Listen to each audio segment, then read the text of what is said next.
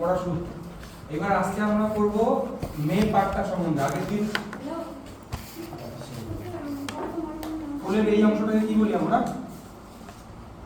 মনে করো এটা কাণ্ডটা। এটা কাণ্ড, এটাকে কি বলবো? এটাকে পুংকাণ্ড।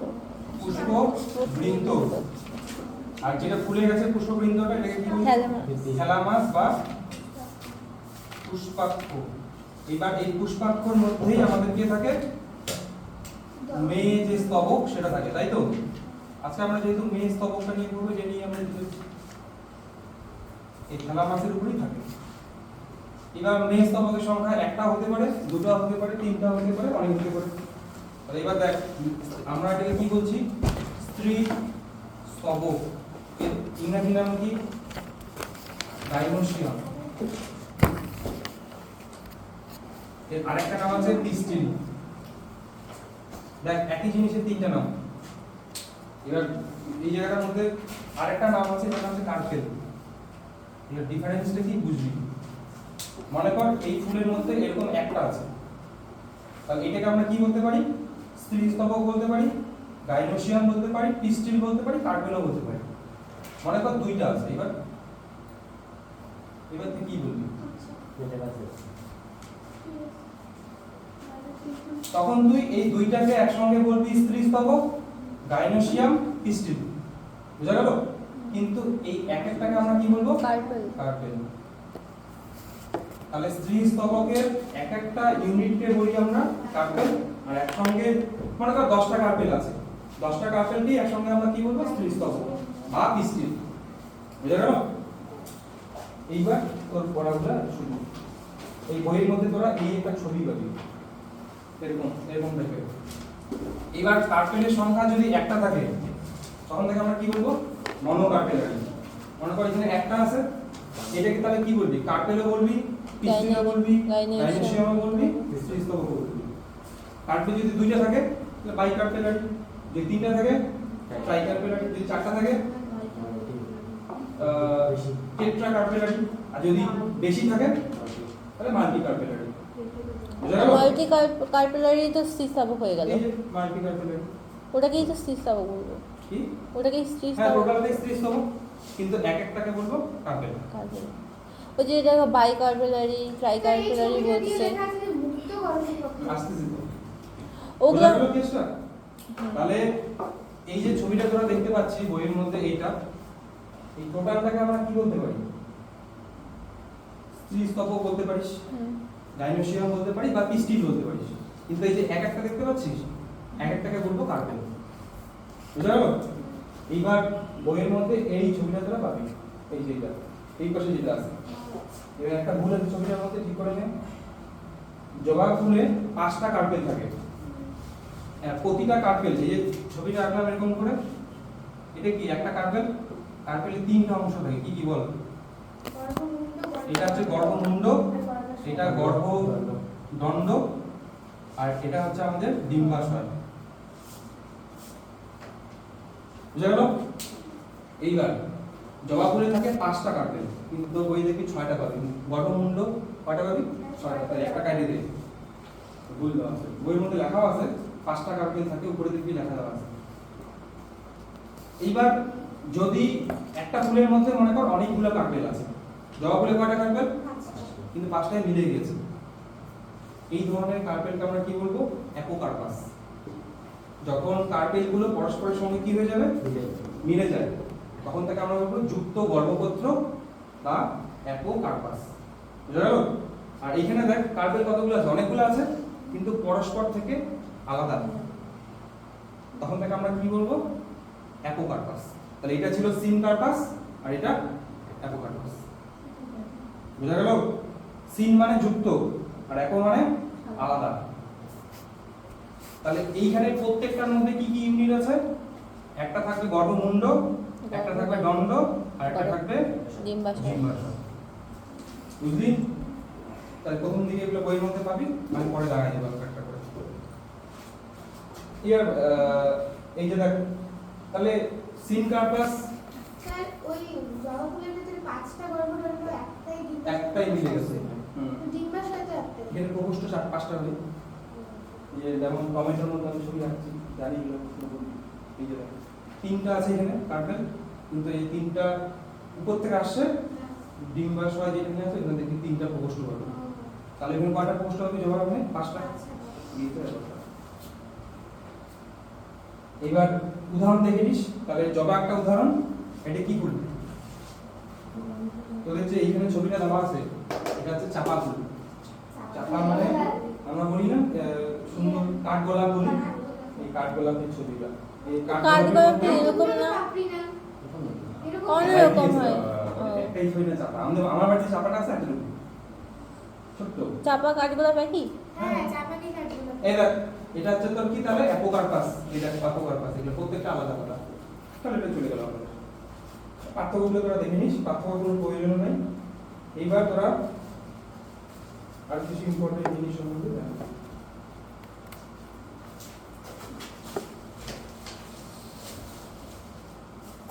এবার কি বলবি আরেকটু ডিটেলস। এই গেল আমাদের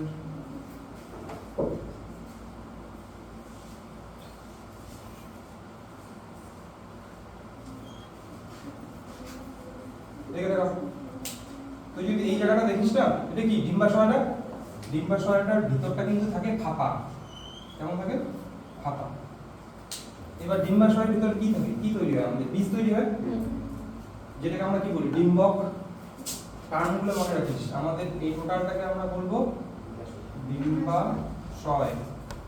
এবার ডিম্বাশয়ের যে এই ফাঁকা গহ্বরটা দেখতে পাচ্ছিস, এটাকে আমরা নাম আছে, এটাকে বলি লোকিউল। কি বলবো? লোকিউল, ফাঁকা জায়গাটার নাম। আর এর চারিদিকে আমাদের একটা বিশেষ স্তর থাকে, এটার নাম হচ্ছে প্লাসেন্টা। কি নাম? অমরা, যেটাকে আমরা বলি প্লাসেন্টা। তোরা মোটর গাছ দেখছিস? আমাদের যে মোটরের বীজগুলো কোথা থেকে তৈরি হয়? এরকম করে থাকে না, এক পাশে এরকম করে বীজগুলো। তাহলে মোটর যে তোরা দেখতে পাস, এই টোটালটাই হচ্ছে ডিম্বাশয়টা। যখন মোটরটাকে ফুল অবস্থায় দেখবি এরকম থাকে মোটরটা, এরকম একটা থাকে গর্ভমুণ্ড আর গর্ভদণ্ড, টোটালটা হচ্ছে ডিম্বাশয়। আর যখন ফল, কোন অংশটা ফলে পরিণত হয়? ডিম্বাশয়টা। বাকিগুলা শুকিয়ে নষ্ট হয়ে যায়, শুধু পড়ে থাকে আমাদের ডিম্বাশয়। বুঝতে পারলি? তাহলে এইখানে প্লাসেন্টা কোথা থাকবে বলতো? এই যে এরকম করে থাকে প্লাসেন্টা। তাহলে এটা হচ্ছে এখানকার প্লাসেন্টা। ঠিক আছে? এইবার প্লাসেন্টার ভিতরে এখানে তাহলে ডিম্বক কয়টা আছে? 1টা 2টা 3টা 4টা 5টা। এবার কোনো ফলের মধ্যে একটাও ডিম্বক থাকতে পারে, তাহলে বীজ কয়টা হবে? একটা। যতগুলো ডিম্বক ততগুলো বীজ। তো মনে কর আমি এখানে যদি একটা ডিম্বকের ছবি দিই, তাহলে একটা বীজ তৈরি হবে। এবার কখনো কখনো প্লাসেন্টাটা এই মাঝ বরাবর থাকে, তাহলে কি 2টা চেম্বার হয়ে গেল না? এটা হচ্ছে তো প্লাসেন্টাটা লাল।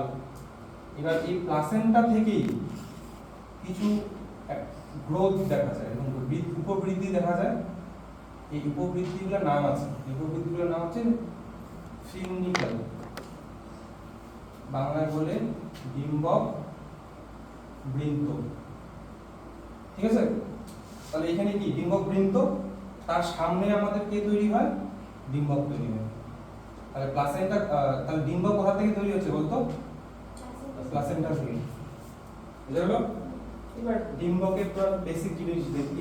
এবার যখন একটা বীজ পরিণত হয়ে যায়, মনে কর একটা বাদাম বা যে কোনো একটা দানা দেখিস মোটরটা দেখবি, মোটরটার মধ্যে দেখবি একটা জায়গায় এরকম করে একটা অংশ থাকে।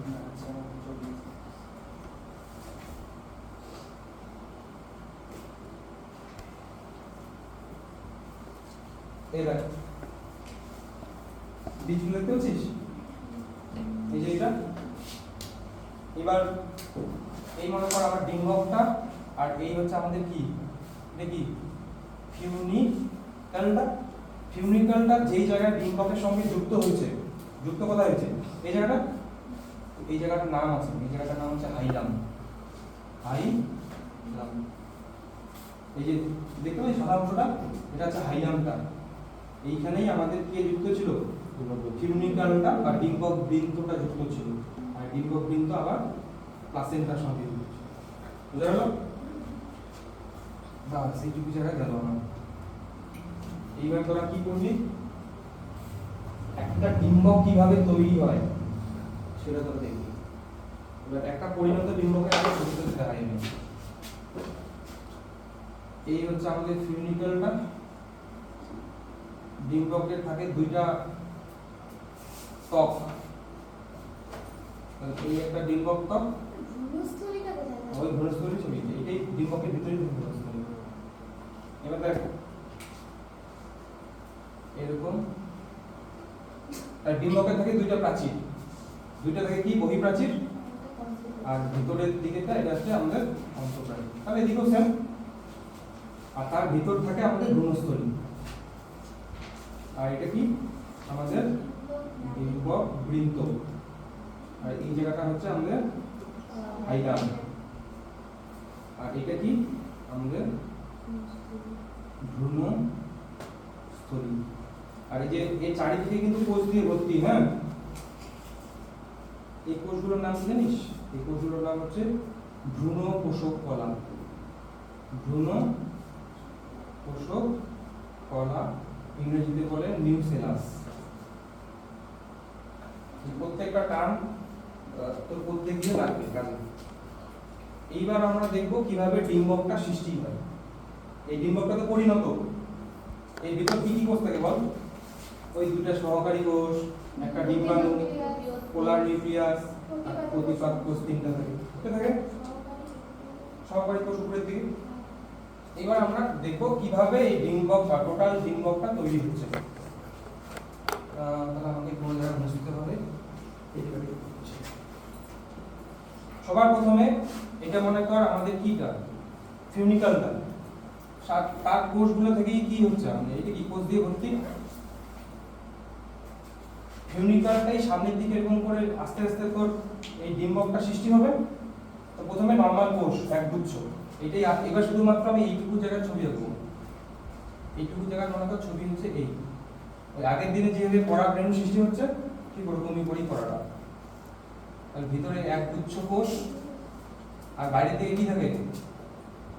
এই বাইরের আবরণটাকে কি বলে? কি বলি আমরা? এপিডার্মিস। আর এগুলো নরমাল হাইপোডার্মাল কোষ। এবার এই হাইপোডার্মাল কোষগুলোর মধ্যে হঠাৎ করে একটা কোষ আকারে বড় হয়ে যাবে, তাকে আমরা কি বলছি আগের দিন বল? আর কি? আর্কিস্পোরিয়াল কোষ। স্পোরিয়াল কোষ। এই আর্কিস্পোরিয়াল কোষটাই এরপর বিভাজিত হবে। আমি যদি আবার চারটা দুইটা নরমাল কোষগুলো দিলাম,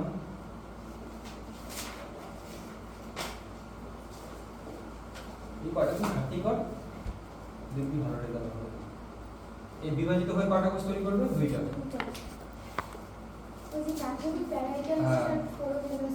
একটা হচ্ছে তোর প্রাথমিক প্যারাইটাল কোষ, প্যারাইটাল কোষ, আর এটা হচ্ছে আমাদের প্রাথমিক স্পোরোজেনাস কোষ। প্রাথমিক স্পোরোজেনাস কোষ। এবার আগের দিন যে পড়াটা ছিল, প্রাথমিক প্যারাইটাল কোষ থেকে কি প্রাচীর তৈরি হচ্ছিল না আমাদের? এন্ডোথেসিয়াম, মধ্যস্থ, ট্যাপেটাম। এইখানে কিন্তু এই প্রাথমিক প্যারাইটাল কোষটার কোনো কাজই নেই, এটা সম্বন্ধে পড়ার দরকারই নেই। ও বিভাজিত কিছু কিছু ক্ষেত্রে হয়, কিছু কিছু ক্ষেত্রে হয় না, ওরকমই থাকে। তাহলে আমরা এটা কাকে নিয়ে মেইনলি করবো? এই স্পোরোজেনাস কোষটা। তাহলে স্পোরোজেনাস কোষটা যদি আমি যদি ছড়িয়ে দিই, তাহলে এগুলো নর্মালগুলো আছে। এবার দুইটা ধাপ এখানে এক জায়গায় আমি করা গেছি। তাহলে এই প্রাথমিক স্পোরোজেনাস কোষটাই শুধুমাত্র আমাদের বাকি থাকলো। এবার এর মিওসিস প্রক্রিয়া বিভাজিত হবে। তাহলে মিওসিস প্রক্রিয়া বিভাজিত হয়ে কি করবে? চারটা কোষ তৈরি করবে। বাকিগুলোকে আমি করলাম না।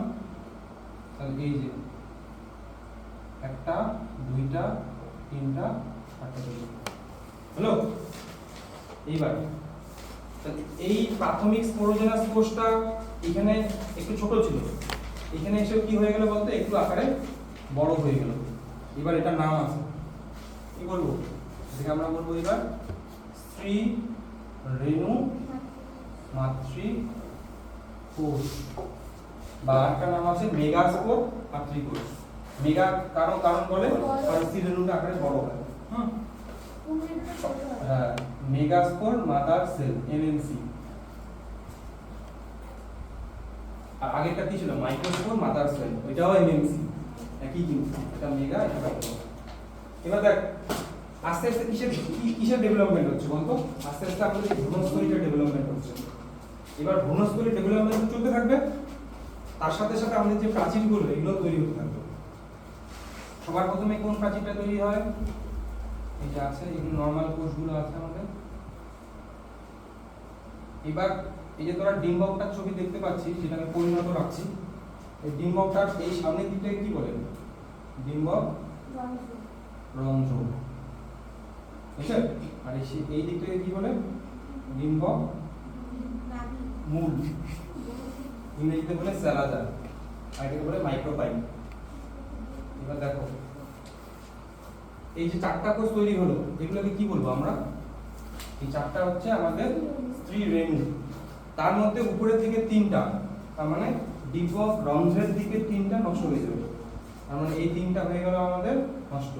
আর বাকি থাকবে কোনটা, শুধু এইটা একটা, এটাকে কি বলবো, সক্রিয় স্ত্রী রেণু মাতৃকোষ না।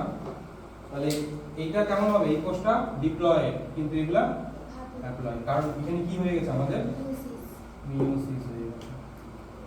বুঝা গেল? তাহলে আমি এক কাজ করি, এইখানে তিনটাকে মুছে দিচ্ছি, বাকি থাকবে কয়টা, শুধুমাত্র একটা, এই সক্রিয় স্ত্রী রেণুটাই এবার আকারে একটু আমরা বড় দেখব, সক্রিয় স্ত্রী রেণুটা। আর এর চারিদিকে এগুলো কোষগুলো আছে।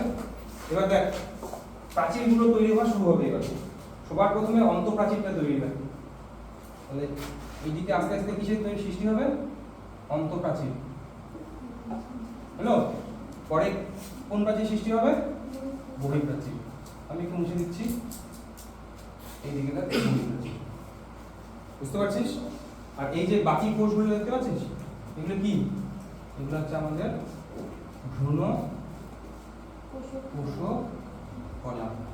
এক ছবিটার দিকে দেখা, প্রাচীরগুলো তৈরি হয়ে গেছে, ভ্রূণ কোষ কলাগুলো বাকি যেগুলো কোষ থেকে গেছে ওগুলো ভ্রূণ কোষ কলার কাজ করছে। ভ্রূণ কোষ কলার কাজ কি বলতো, এই ভ্রূণস্থলীটাকে খাবার দেওয়া, এর জন্য এর নাম হচ্ছে ভ্রূণ কোষ কলা। বুঝা গেল একটু? এবার এদিকে তো আমাদের ডিম্বক বৃন্তটা তো এদিকে আছে গেল। এবার আমি একটু মুছে দিলাম। এবার আমরা দেখব, তাহলে দেখ আর্কিস্পোরিয়াল কোষ থেকে, আর্কিস্পোরিয়াল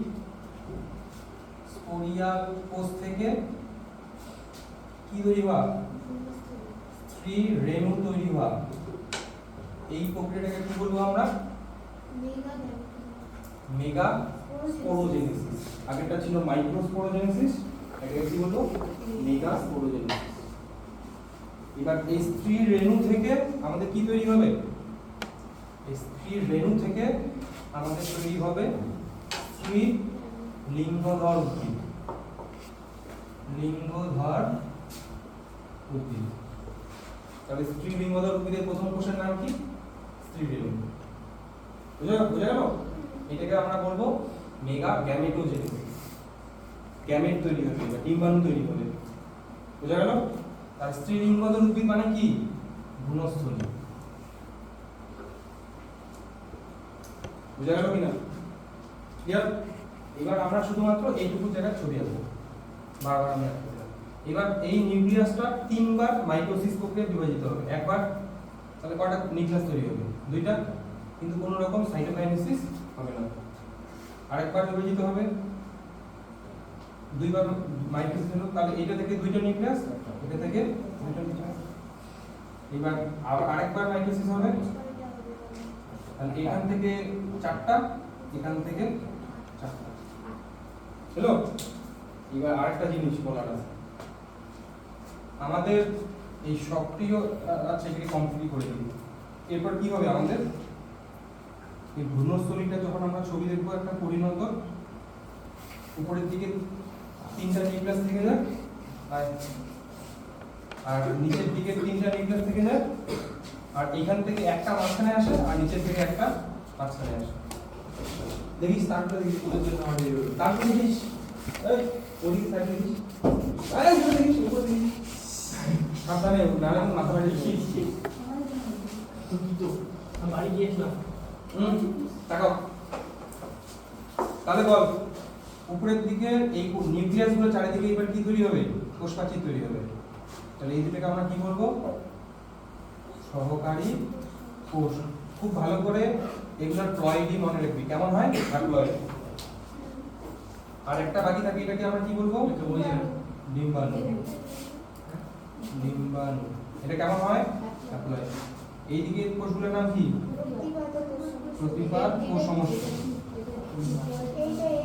প্রতিপাদ কোষ। প্রত্যেকটাই আমরা হচ্ছে এন। আর মাঝখানে দুটো না, এগুলোকে আমরা বলবো পোলার নিউক্লিয়াস। যখন আলাদা থাকবে তখন তাকে বলবো পোলার নিউক্লিয়াস। এর একটা জিনিস বলার আছে, এটা এটা কেমন এন। এবার ব্যাপারটা শোন, তোদের বইয়ের মধ্যে যে ছবিটা দেওয়া আছে না, কোথায় ছবিটা আছে বলতো? এখানে না,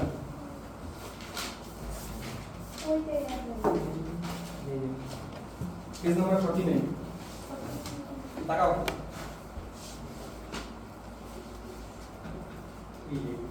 এই যে ধর এরকম করে এরকম ডিপ করে দেওয়া আছে না পোলার নিউক্লিয়াস গুলোর মধ্যে। এবার তোদের মনে হচ্ছে যে এটা শোন ওভিউল আলাদা হবে, মানে কিছু ওভিউল সোজা থাকে, কিছু আবার উল্টানো থাকে, কত পেজ? কিছু আবার লম্বা লম্বি থাকে। করবো বল তাকাও তাকাও। এবার তোদের দেখে কি মনে হচ্ছে? হয়তো এটা কোষটা আর মাঝখানে নিউক্লিয়াসটা, তা না। এটা হচ্ছে ডিপ অংশটার নাম হচ্ছে নিউক্লিওলাস, আর টোটালটাই হচ্ছে আমাদের নিউক্লিয়াস। এই পোলার নিউক্লিয়াস কিন্তু এটা, আর এর মধ্যে নিউক্লিওলাসটা বড় থাকে। বুঝা গেল? এই ছবিকে দেখে ভাবিস না যে এটা কোষ একটা, না। এবার যখন পোলার নিউক্লিয়াস দুইটা মিলে যায় তখন তাকে আমরা কি বলবো? এই যদি এই দুইটা এবার মিলে যায় পরস্পরের সঙ্গে তখন তাকে আমরা বলবো নির্মিত নিউক্লিয়াস। আর এটা কেমন হয়? ডিপ্লয়েড। যেহেতু দুইটা এন আর এন মিলে আছে, এইবার এইখানে এইখানে কিন্তু এখানে কিন্তু কোষ হয়ে গেছে। এগুলা কোষ, শুধুমাত্র এই দুইটা নিউক্লিয়াস। এই মাঝখানে কিন্তু এটা এরকম থাকে, এরা সবার থেকে আলাদা। তাহলে এটাকে কি বলবো? মাঝখানে অংশটাকে কেন্দ্রীয় কোষ। নরমাল বইয়ে লেখা থাকে না। কেন্দ্রীয় কোষটার মধ্যে কি হবে? ডিপ্লয়েড হবে না হ্যাপ্লয়েড হবে? কারণ দুইটা নিউক্লিয়াস আছে তাই তুমি নেমটা তো একটা কোষ, ওই ওই হচ্ছে মিয়োসিস হচ্ছে না, মিয়োসিস হচ্ছে তাহলে কোষের মধ্যে আবার কোষ হচ্ছে। হ্যাঁ, কোষের মধ্যে আবার কোষ। হ্যাঁ, আকারে বড় হয়েছে। টোটালটাই কোষ।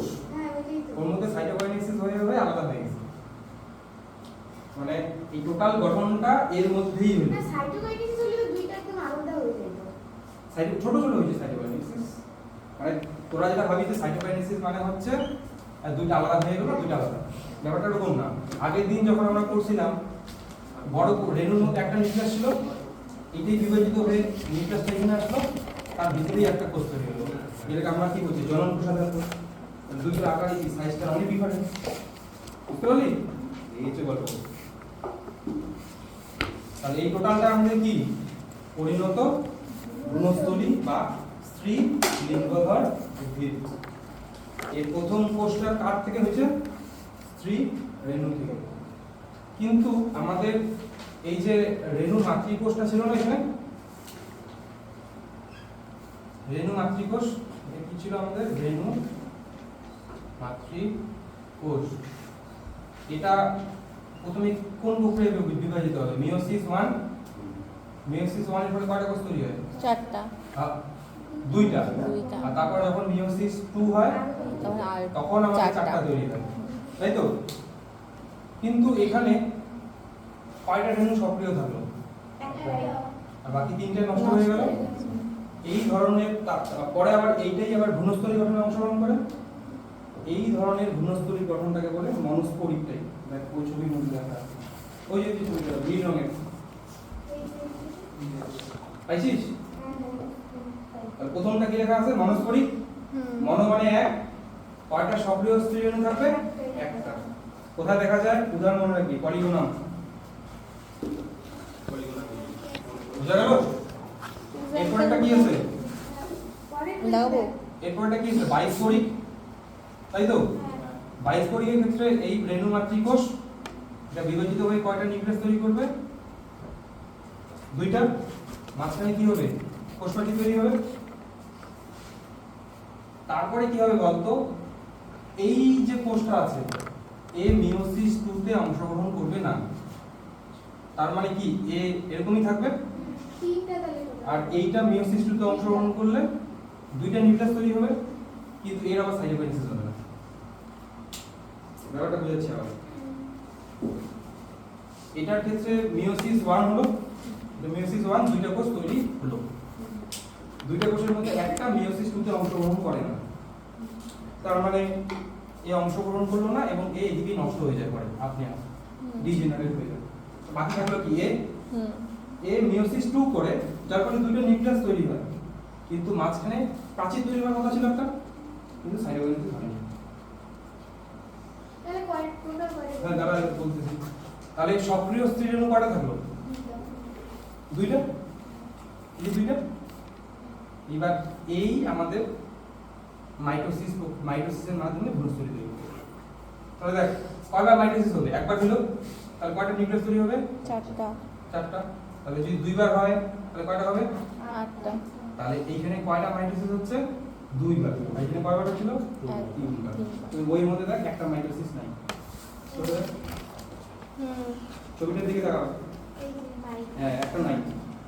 বুঝতে পারলি কেসটা? ক্লিয়ার হয়েছে?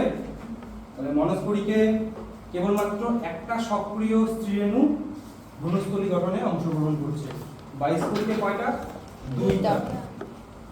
সাইটোকাইনেসিস মানে কি? নিউক্লিয়াস তো দুইটা আছে, এটাই ভ্রূণস্থলী গঠনে অংশগ্রহণ করছে। এবার টেট্রাস্পরিকের ক্ষেত্রে কোথায় দেখা যায়? এটা পিয়াজের মধ্যে এলিয়াম লেখা আছে। বুঝা গেল? এবার টেট্রাস্পরিকের ক্ষেত্রে কি হয় বলতো? মিয়োসিসের এখানে মিয়োসিস এইটাও হবে এটাও হবে, মাঝখানে কোনো রকম সাইটোকাইনেসিস নেই। মানে মিয়োসিস 1 হলো টেট্রা, মিয়োসিস 1 হলো কিন্তু সাইটোকাইনেসিস হলো না, তাহলে একটা কোষের মধ্যেই দুটো নিউক্লিয়াস। এবার এর মিয়োসিস 2 হলে কয়টা হবে? দুইটা তৈরি। আর এটা হলে কয়টা হবে? চারটা নিউক্লিয়াস তৈরি হয়ে গেল, কিন্তু কোনো রকম সাইটোকাইনেসিস নাই। তার মানে চারটা নিউক্লিয়াসই আমাদের ভ্রূণস্থলী গঠনে অংশগ্রহণ করবে। তাহলে এখানে মাইটোসিস কয়বার হবে? একবার। কেবলমাত্র একবার। এখান থেকে দুইটা, এখান থেকে দুইটা, এখান থেকে দুইটা, এখান থেকে, দেখ ছবির মধ্যে একবারই দেওয়া আছে তো মাইটোসিস। বুঝা গেল? এই হচ্ছে 3 প্রকার ভ্রূণস্থলীর ডেভেলপমেন্ট। আমি এবার একটু মুছে দিই। এই ক্লিয়ার হচ্ছে প্রোগ্রামটা? এটা কিন্তু তোকে গল্পের মতো করেই করতে হবে, যদি অসুবিধা হয় ভিডিওটা দেখে নিবি। ভিডিও স্যার হ্যাঁ তাহলে এটা কি যে টেট্রাস্পরিকের যে एग्जांपल আছে অ্যাডক্সাটা কি? টেট্রাস্পরিকের যে एग्जांपलটা আছে অ্যাডক্সা, অ্যাডক্সা একটা উদ্ভিদের নাম। কেমন হয়? ছবি দেখা দিলে তাহলে এই যে তোদের কথা বললাম আমি, যেটা আমি পড়ালাম এখন থেকে এটা দেখে নিবি। আর এই যে এরকম এরকম মানে কি? এটা কোষ নষ্ট হয়ে যাচ্ছে, ডিজেনারেট। এখানে কয়টা স্ত্রীরেণু নষ্ট হয়ে যায়? 3টা। এখানে কয়টা নষ্ট হয়? ওইটা তো বিভাজনে অংশগ্রহণ করে না, আর নিচেরটার মধ্যে সবগুলোই অংশগ্রহণ করে। এবার তোরা তো ছোট আছিস, তাই তোরা এতটুকু জিনিসই জানতেছিস। আমরা ছোট না, আমরা ছোট না। বাবা তোদের দেখাচ্ছি আমি এই মনস্পরিকের মধ্যে এই দুইটা ভাগ। তোরা মনস্পরিকের মধ্যে কোনটা পড়লি? পলিগোনাম। এবার পলিগোনাম পড়লি। বাইস্পরিকের মধ্যে তোরা পড়লি কোনটা? Allium type. টেট্রাস্পরিকের মধ্যে তোরা কোনটা পড়লি? এই টেট্রাস্পোরিকদের কতগুলো ভাগ? এই টেট্রাস্পোরিকের ভাগ, আর তোরা বলি শুধু একটা অ্যাডোক্সা, এই যে অ্যাডোক্সা টাইপ করে দেবো। যতটুকু তোরা ছোট আছে ছোটই তোরা না মানে কোনটা? হ্যাঁ এটাই পরিণত ভূমিস্থ। কালো কোনটা? ওদিকে বইতে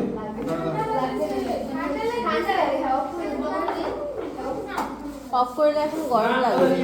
একটু পরে গরম দিয়ে দেবো। এইদিকে দেখো এবার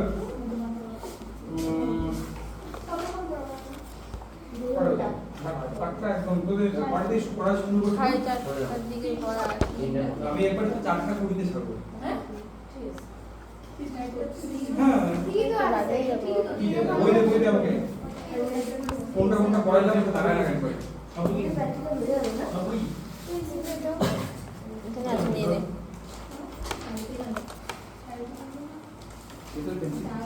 এই শোন, এই জিনিসগুলো মুখস্থ করতে যাস না কেউ।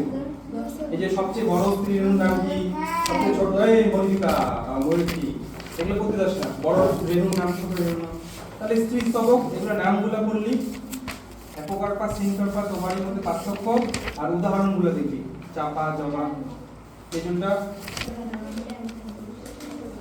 তারপর একটা সবার প্রথমে একটা ওভিলের বিভিন্ন পার্টগুলো সম্বন্ধে জানবি। তাহলে পার্টগুলো সম্বন্ধে জানলি, তারপর এই ভ্রূণপোষক কলা সম্বন্ধে ভালো করে গেল। এইবার এই ওভারির ডিফারেন্ট টাইপ এখন করতে যাস না, এটা পড়ার দরকার নেই, একদমই করতে যাবি না, কারণ তোর কাছে প্রচুর মুখস্থ রাখার জিনিস আছে, ওই ফালতু জিনিস ওগুলো না। তাহলে কিভাবে রেণু মাতৃকোষা তৈরি হয় সেটাকে আমরা কি বলি? মেগাস্পোরোজেনেসিস। এই মেগাস্পোরোজেনেসিস এখান থেকে টোটাল। তারপরে কি হবে আমাদের আবার মেগা গ্যামেটোজেনেসিস, এই যে লিঙ্গধর উদ্ভিদের কিভাবে তৈরি হচ্ছে এই চুলটা, এই টোটাল গল্প এখানে দেওয়া আছে। এবার পয়েন্ট তার করে সঙ্গে দাও, সঙ্গে এখানে ধরবে। এই পড়াটাই পরে আবার দেওয়া আছে। এই যে ভ্রূণস্থলীর গঠন, এটা আবার পড়া যেতে পারে আমাদের, তাহলে শেষ হয় না এই পড়াটা পড়ানো।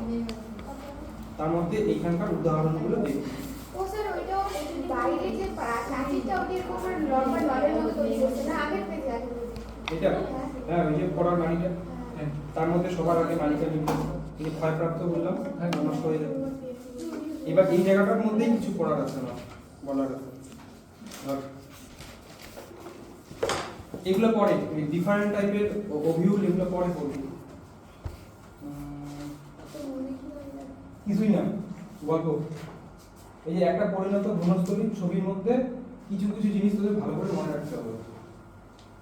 তোদের বই বইটা ছবি দেওয়া আছে, এই দেখ। তাহলে এইটাকে আমরা কি বলবো? তিনটাকে প্রতিপাদ কোষ, এটুকু আমরা জানি, প্রতিপাদ কোষ।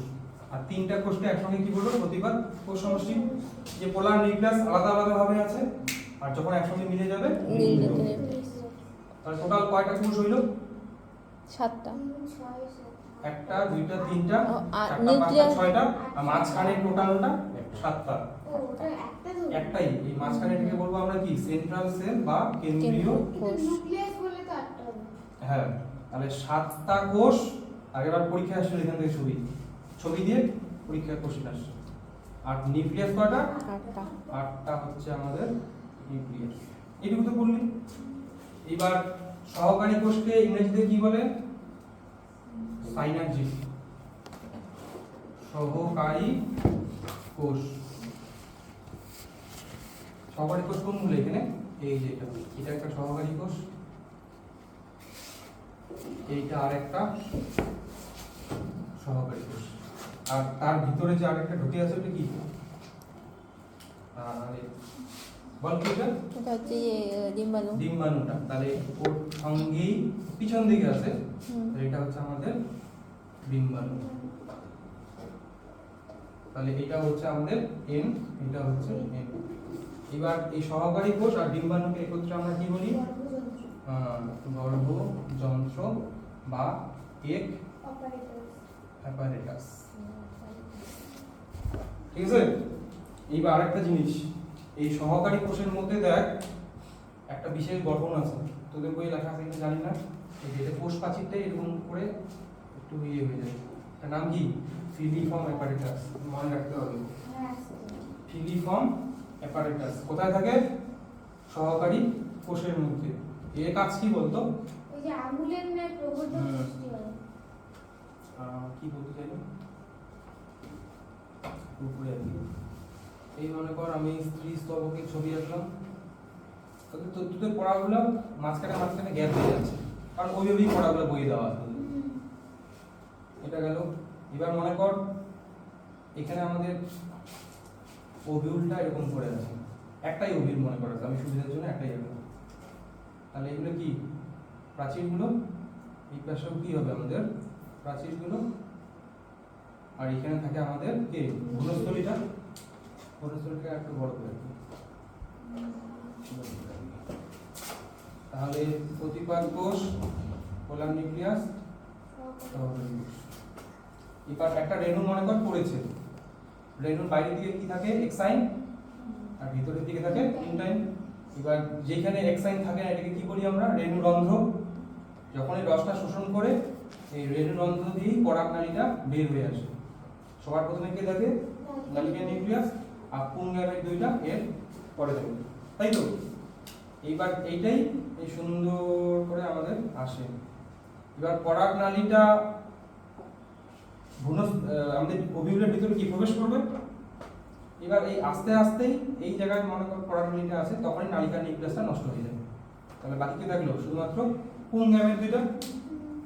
এবার এই পরাগনালীটা ডিম্বক রন্ধ্র দিয়েও প্রবেশ করতে পারে, মানে এদিকেও প্রবেশ করতে পারে। তা তখন কি বলি আমরা তাকে? পোরোগ্যামি। 10 থেকে পড়ে আসতেছিস। এইটা এই পরাগনালীটা আবার এদিকেও প্রবেশ করতে পারে, তখন থেকে আমরা কি বলবো? চালাসোগামী। আবার পরাগনালীটা ডিম্বক প্রাচীর দিয়েও প্রবেশ করতে পারে, তখন থেকে আমরা কি বলি? মেসোগামী। বুঝা গেল? এইবার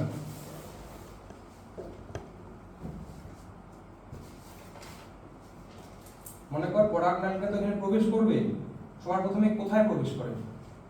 এই ভ্রূণস্থলীর ভিতর পরাগনালী প্রবেশে সাহায্য করে এই ফিলিফর্ম অ্যাপারেটাস। এই পরাগনালীটা এটা দিয়ে ভিতরে ঢুকলে কি হবে? এই পরাগনালী আর এর মধ্যে কি সংঘর্ষ হবে? সংঘর্ষ হলে একটা সহকারী কোষ সঙ্গে সঙ্গেই নষ্ট হয়ে গেল। কিছুক্ষণ পরে আরেকটা সহকারী কোষও নষ্ট হয়ে গেল। তাহলে সহকারী কোষ নাই, মানে নালিকাটার সাথে সংঘর্ষ হলো। তার জন্য একটা সহকারী কোষ নষ্ট হয়ে গেল, কিছুক্ষণ পরে সহকারী কোষ আরেকটা এটাও নষ্ট হয়ে যাবে। সহকারী কোষের কাজ কি? তাহলে পরাগনালীর প্রবেশে সাহায্য করা, আর এই কিছু কেমিক্যাল রিলিজ করে এই সহকারী কোষগুলো, যারা কি করে বলতো? এই পরাগনালীকে অ্যাট্রাক্ট করে, যে এই ডিম্বাণুটা আমার কাছে আছে, এদিকে আয়, তাহলে তো অন্য দিকে যাবে। বুঝে গেল? ওগুলোর মধ্যে বোরন, ক্যালসিয়াম, ওগুলো পরে আসবো তখন দেখা যাবে কি কি কেমিক্যাল বের করে। কাজগুলো কি এখানে আছে বইয়ে? কি ওই যে কাজগুলো যে বলতেছো? হ্যাঁ আছে। কি পড়াচ্ছি বলতো তোদের? দিন হিসেবে। এবার দেখো দিকে, তাহলে সহকারী কোষ নষ্ট হয়ে গেল, তাহলে এই প্রতিপাদ কোষের কাজ কি? এই ভ্রূণস্থলীটার পাশাপাশি কোষগুলোর নাম কি বল? এই সাইডের দিকে যে কোষগুলো আছে ভ্রূণপোষকগুলো, এই প্রতিপাদ কোষগুলো কি করে বলতো? এই ভ্রূণপোষকগুলোতে খাবার নেয়, খাবার নিয়ে কাকে দেয়? এই কেন্দ্রীয় কোষটাকে দেয়। বুঝা গেল? যখনই দেখা যাচ্ছে যে কেন্দ্রীয় কোষটা ম্যাচিউর হয়ে গেছে, তখন এরাও নষ্ট হয়ে যাবে। বাকি থাকলো কে? শুধুমাত্র ডিম্বাণু আর নির্ণিত নিউক্লিয়াস। এবার পোলার নিউক্লিয়াস মিলে গিয়ে কি হয়ে গেছে? নির্ণিত নিউক্লিয়াস তৈরি হয়ে গেছে। আর যেহেতু পরাগনালীটা ভিতরে ঢুকে গেছে, তাহলে ওরা কি বের করবে? দুইটা পুংগ্যামেট বের করে দিবে। একটা পুংগ্যামেট এসে এই নির্ণিত নিউক্লিয়াসের সঙ্গে যুক্ত হবে, আর একটা পুংগ্যামেট ডিম্বাণুর সঙ্গে। বাস ঠিক দিন শেষ হয়ে গেল। বুঝা গেল? ওটাই হচ্ছে শস্য গঠন করে। হ্যাঁ, এইবার শস্য গঠন হতে পরে দেখবো আমরা। আর যদি অশস্য হয় তাহলে ওদের সবার মধ্যেই শস্য থাকে, শস্যটা খেয়ে নেয়। ও মানে খেয়ে নেয়। দ্বিবীজপত্রী উদ্ভিদগুলো খেয়ে হ্যাঁ, মানে মোটর গাছ, কিছু কিছু উদ্ভিদের মধ্যে শস্যটা এই যখন ভ্রূণটা ডেভেলপমেন্ট হবে ওটা খেয়ে নেয়, তো শস্য পাবে দিকে নেয় না। আর কিছুর মধ্যে শস্যটা খেয়ে নেওয়ার পরে কিছু থেকে যাবে, ওদেরই শস্য। যাদের থাকে তাদের শস্য, যাদের থাকে না অশস্য। অশস্য মানে এই না যে ওদের মধ্যে শস্যই থাকে না। তাহলে এবার বাকি থাকলো কে শুধুমাত্র আমাদের, তাহলে নির্মিত নিউক্লিয়াস আর ডিম্বাণু আর শুক্রাণু পুংগামেট মিলে আমাদের কি তৈরি হয়ে গেল? প্রাথমিক কি শস্য নিউক্লিয়াস, যেটা কি হয় 3N, আর এই শুক্রাণু আর ডিম্বাণু মিলে জাইগোট, যেটা কেমন হয় 2N। এটা শস্যের মধ্যে কয়টা নিউক্লিয়াস আছে? 3টা। তার মানে এই বিভাজন ক্ষমতা এর তুলনায় কি হবে? অনেক বেশি হবে। তাহলে এই দ্রুত কোষ বিভাজন করে এই জায়গাটাকে ফিল করে দিবে, এরকম করে ফিল করে নাও। আর এই টোটালটাকেই আমরা বলি তখন না, শস্য। এই টোটালটাকেই আমরা তখন বলি শস্য। প্রথম যে কোষটা তৈরি হলো ওটা হচ্ছে প্রাথমিক শস্য নিউক্লিয়াস, ওইটাই বিভাজিত হয়ে শস্য তৈরি হয়। শস্য কি? ভ্রূণের খাদ্য। যখন জাইগোটটা আস্তে আস্তে বড় হয়ে ভ্রূণ সৃষ্টি করবে, ওই ভ্রূণটা শস্য থেকে কি করবে? খাবার নেবে। বুঝা গেল? এখানেই শেষ আজকে বলবো। আর বরাবর না শেষ। অনেকগুলো পড়ালাম, প্রায় 4 কয়টা বাজে? থেকে 5 পেজ পড়াইছি। কয়টা বাজে? 4:30। ভালোই হয়েছে, আমি দোকানে যাবো, বইয়ের দোকানে। যেতে, কারণ এরপর আমি কি পড়াবো বলতো? শস্য ডেভেলপমেন্ট পড়াবো, কিভাবে শস্য তৈরি হয়। আজকে থেকে ট্রেনটাকে আমি আড়াই দিলাম, যে তোদের সঙ্গে তাহলে আমার ম্যাচ হয়ে গেল। ওদের ডেটটা আমি 12টা দিয়ে এসে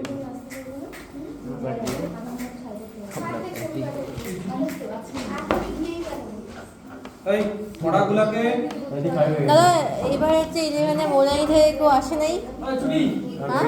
না, যারা যারা আসছে হ্যাঁ গার্লস সুভাষনগর, তারপর মেঘলিগঞ্জ, তারপর ওই লাটাগুড়ি, ক্রান্তি, প্রত্যেক থেকে আসছে কি জানে তো পিছনে হয়েছে। পারবো পিছনে বলে এই বইটি থাকতে এই তোর বই দিয়ে দেওয়ার বই ওর বই আমার বই নাই, তোদেরই বই। ওকে আচ্ছা আমি লাগাইছি। বোর্ডের এক্সাম হবে রিসেন্টলি নিট হবে, তো নিট ওইটা দিও না। দাদা তোমার ফোন Actually, এই